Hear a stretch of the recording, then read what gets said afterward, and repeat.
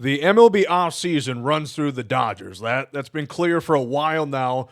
But this time they're making a trade, and the big player is actually leaving the Dodgers.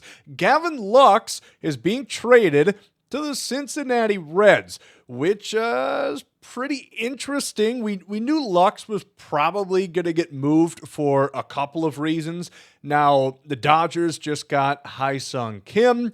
They have a overabundance of infielders. Even though I like Gavin Lux quite a bit, it seemed like there just wasn't going to be room for him to get much playing time with the Dodgers, and they're able to get a prospect back, that being Mike Sorota, who was the third-round pick by the Reds in this most recent draft, and they're also going to get a competitive balance round A pick. When you consider the Dodgers' depth, they've got Tommy Edman. It sounds like he's going to play outfield. That's the talk that we've heard.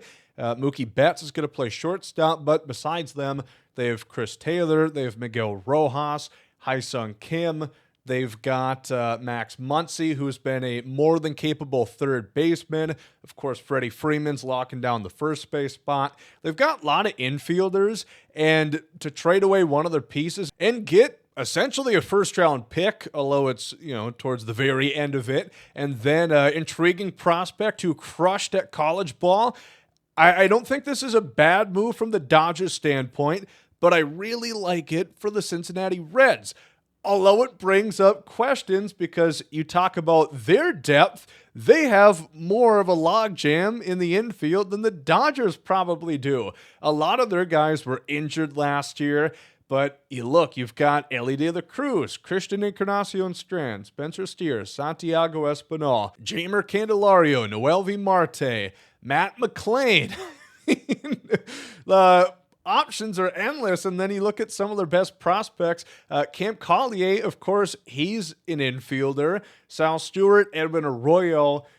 The Reds traded Johnny India. Partially, you think they want pitching. They like Brady Singer. They like what he can bring to the team, but also to get off of so many infielders. And now they're bringing in yet another infielder. Now, Gavin Lux is very intriguing. Of course, he was a very highly touted prospect when he first came up with the Dodgers, but he's been riddled with injury throughout the years. This year, I predicted him to be one of my big breakouts for 2024, and on the surface, you'd say, well, he hit 250, 320 on base, which is league average, 700 on base. He was okay, not a great defender, wasn't great. But in the second half, I'd say he absolutely had that breakout moment. In 61 games, he hit 300, he hit 7 home runs, 16 doubles, and he's a 900 OPS guy, a 152 WRC plus.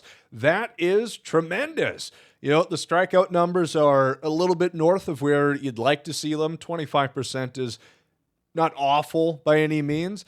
12% walk rate, that's pretty damn good right there. Unfortunately, we can't separate first half and second half metrics as far as chase percentage. But you see on the year, he just chased 23.1% of the time, which is pretty good.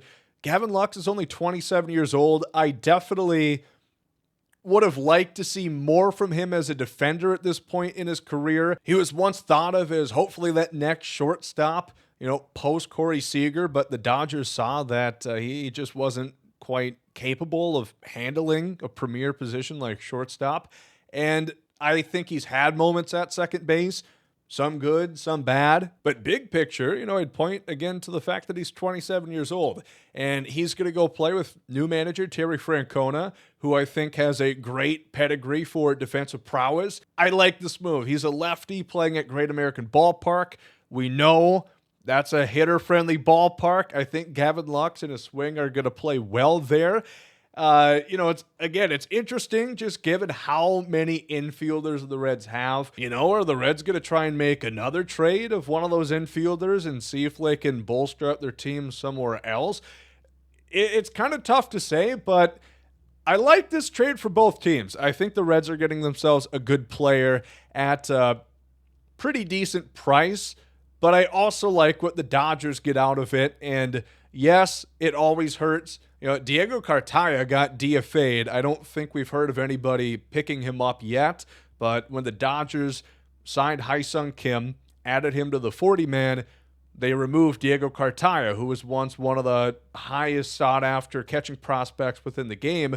He is DFA'd. It always hurts to see these young guys that you always thought were going to be such big contributors for your team just never quite pan out to the level that you would hope for. But I think it's a decent deal for both sides. Let me know what you guys think in the comment section down below. Gavin Lux is a Cincinnati Red.